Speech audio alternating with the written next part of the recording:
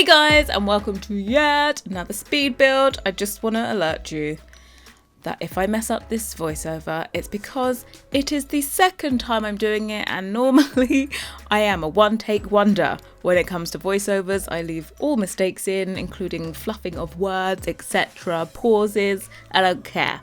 We keep it in. But I stopped recording on the voiceover the first attempt, and for some reason the voiceover was shorter than the amount of footage I had. I don't know how the program managed to skip a whole load of information. I have no idea, because I spoke for the whole entire thing. It went to the black screen where the screenshots are meant to be, which aren't because I haven't taken them yet, and for some reason my voiceover was shorter. So take two. I wish I had one of those like boards. Yeah, take two on this one. So anyway, well, today, oh God, this is so weird to be saying this again.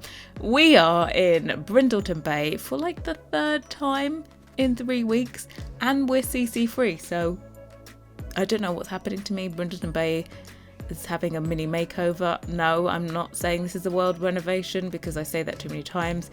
So I'm just enjoying building in Brindleton Bay. I think there's probably only one other build I would like to add into Brindleton Bay at the moment. So no, it's not a full-on CC free world renovation. I'm sorry, but a few more builds for you to put into Brindleton Bay, because do you know what? I haven't really been giving the world any love because I prefer Windenburg. So yeah, but I'm growing to enjoy it. So we're back here again. This one is a tiny cottage. It is only 64 tiles, so it is a tiny residential. You'll be getting all those perky perks for a living on a smaller footprint, we're going to call it. I think, can you still place these on the gallery if you don't have Tiny Living? I don't think I've actually used an item from Tiny Living in this build. I'm trying to think here. No, I have. I used that, what's it, knitted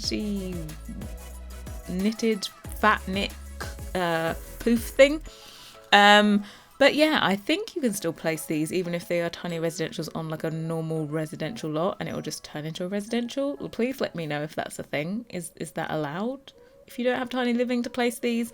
I hope it is, because it really doesn't use much from Tiny Living. I think one item is from Tiny Living and the rest is all from other packs. So I haven't limited myself. There is Discover University, there's Moschino there for the windows on the side, there's Base Game, there's Seasons, there's Cats and Dogs, there's Strangerville. It's all chucked in here. I'm sorry.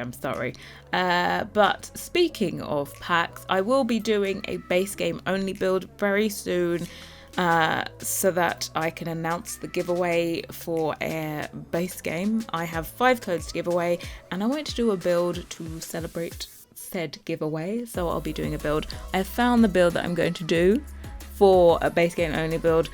I have to say, base game only is yeah, it's a little bit of a headache, I'm not gonna lie. There are certain things that I use in every build, and sometimes you don't realize that they're from expansion packs until you have to do a base game only build, and you're like, what the hell?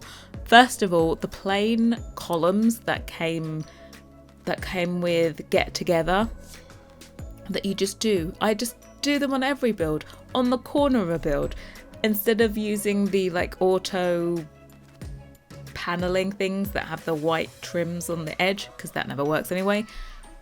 I miss them.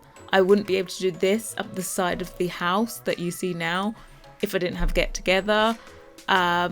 So yeah, there are lots of little items that I use from different packs. Definitely Get to Work and Get Together, I feel like, is in every single build that I do. And yeah, so I have to be very particular about builds that I decide to make base game only. I think I definitely did a base game only build to celebrate when it was out for everyone for free. And I don't think I'd ever done a base game only build before that. Yeah, so actually this will only be my second base game only build. Shocker. Yeah, that will be coming out hopefully I'm going to say within the next 10 days. I'm not too sure. You know, I said I do like a whole schedule on Trello of every single build with research done, pinned for the next 6 weeks. Well, what I have done so far is just ignored that plan and actually come up with new plans as I've gone along, apart from the Windenburg. So these other builds that I've been putting in alongside the Windenburg builds have not been according to plan. No. They're just like, oh, that's a cute idea. Let me do it before it falls out my head. So that's what I've been doing. All of the things I did have planned are still going to get done because they're fully researched and stuff. It's just that I'm just pushing them back on my timetable, so they're all a little bit bunched up there. But yeah, this one was also not on the plan, not meant to be part of it, but I thought, do you know what, I'm going to do a tiny house again. Why the devil not? This idea came from a dollhouse. I saw a dollhouse and it was this really cute, really romantic looking dollhouse, very much French in style. And I wanted to do that, but there was just the essence of the dollhouse was not coming through for me with just in-game items. I feel like I would really want to use Felixandra content for that, for a little cute French tiny home. It was just so cute, like white washed out woods, distressed look on the floor. So we kind of kept in that same vein with this house. We're already onto the interior because, you know, it's tiny and everything. So we still kept with that whole washed out look, but we went a bit more boho, eclectic, just a kind of a bit feminine-y, seaside eclectic vibes. There isn't a specific style for this. It is what it is and it doesn't need to be defined, okay? But we put in here a little artist nook and everything, which I really, really love. You can see this point, I'm still thinking maybe it's going to look a bit French. So I'm putting in this slightly older desk and everything. But then I just like, nah. I just say nah to myself. And we end up swapping that out for movie hangout. So movie hangout is in this build as well. It's actually a really good pack, but it has the crazy colors in movie hangout. So their version, what they wanted to kind of portray as boho in the movie hangout, is very psychedelic colors. And then they just have this one neutral swatch available for all of the items. So that's what I used in this one, the neutral swatch for the desk. You'll see that being swapped out. And I got to use this fake fireplace surround, which I thought was really good because I've been discovering as I've been playtesting my builds recently that to use a fireplace you've got to leave a lot of space in order for your sim to be able to light the fire. So with this one we get the whole fireplace vibe, but without all of the palaver of your sim needing to light it and it being functional. So we just end up putting like plants around it, and I don't think I use candles. Yeah, I really don't think I used any candles in the build, which is quite shocking, isn't it? I know. Take away my building license, I use no candles. I get quite a few comments of you guys going, I saw you placing candles, and I started laughing. I'm glad that I could entertain you with my candle addiction. There's none in this one. Also, it's not going to be in the next one. I started the next build today. I'm doing this voiceover by it. It's a Saturday evening. I'd finished this one, this current tiny build, a couple of days ago, but it's been sitting here waiting for me to do the voiceover on it, and I still haven't done the screenshots, and I haven't play tested it, so I need to go and do that before tomorrow, which you'll be watching it Sunday. Hello future people. Yeah, so the next build I've already started, which also wasn't part of my plan, wasn't on the plan either. I think I'd scheduled the next Windenburg renovation to be Wednesday, but I started this loft one instead. Oh, whoops. That actually just slipped out. Yep, Wednesday's build, it's the loft. Just in case you didn't get that one. I really did just slip out. So yeah, it's a loft in San Myshuno, and I've done the exterior of it. It looks super cool. It's like this converted warehouse. It does use custom content, so get ready for that. And then there'll be another Windenburg build. I think we'll be doing a commercial lot for Windenburg, because, you know, we're just alternating between residential and commercial lots for that renovation. So yeah, that one's to look forward to. And also I wanted to do oh my god, because this is the second voiceover. I don't know if I said this already. Oh my god, I'm forgetting myself. But I'm going to be doing a base game only giveaway, so I'm doing a build to go with that. So we got the next 3 builds planned, you know. We just gotta like schedule. Is it schedule? Is it schedule? Like, how do you say it? Schedule or schedule? I don't think one's right and one's wrong. I just think it's personal preference. You know, like some people say scones and other people say scones.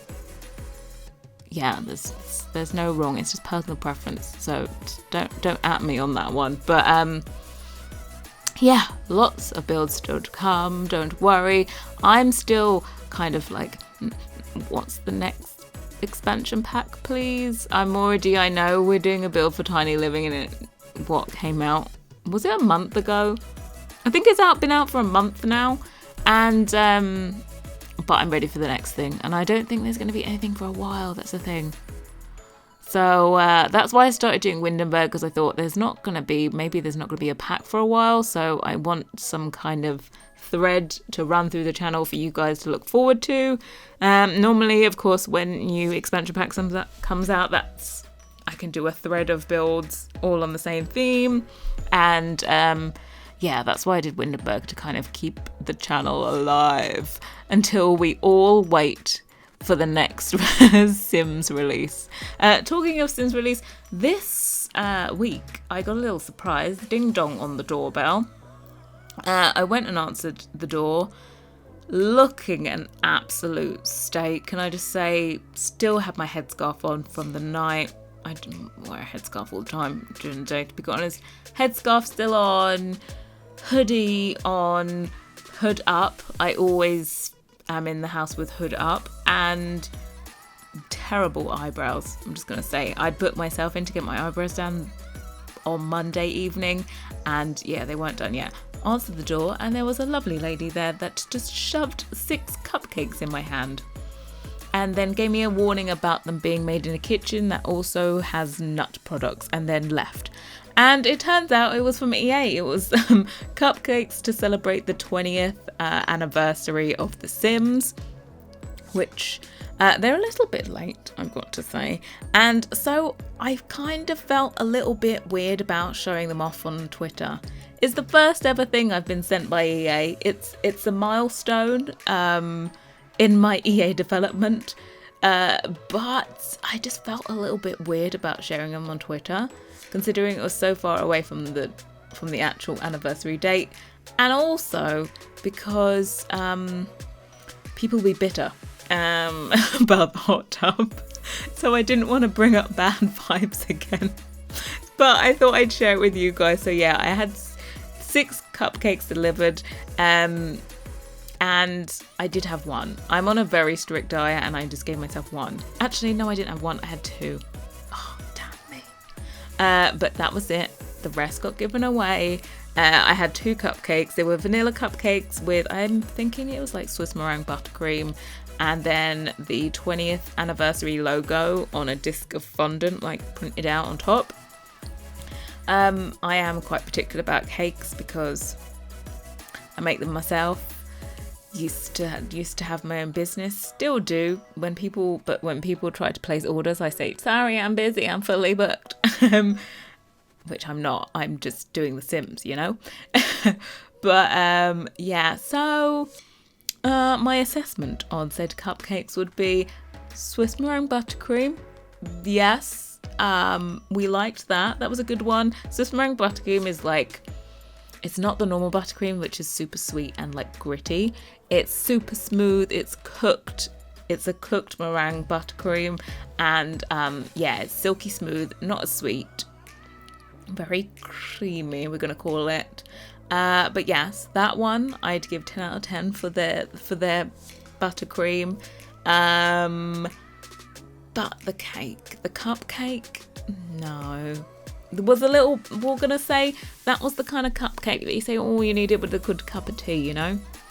Because it's not the most moist cupcake. So a little bit work on the recipe for the cupcake, but I got the sentiment, so thank you very much, EA UK. That was EA UK, by the way. That was not them sending it over from San Francisco. Please don't think that.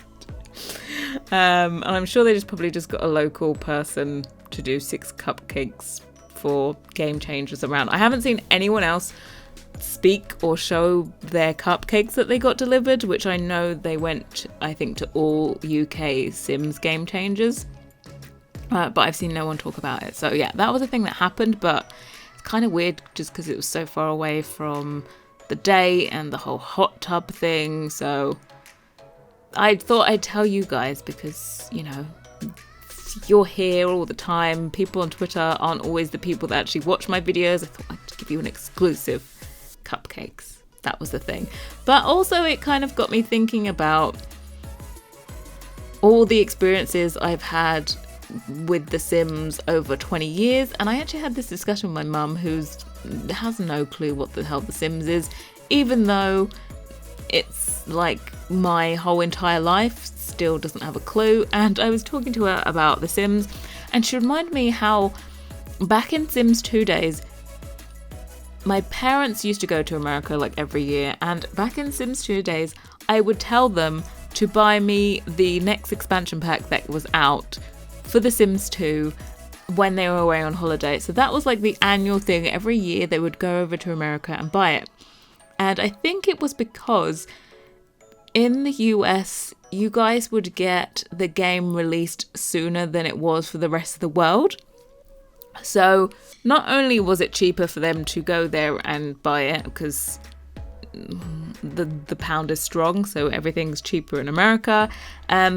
But yeah, it was out before over here, so they would always go and hunt it down. And my mum was telling me how she's like, they did not always stock the one you were asking for in the shop.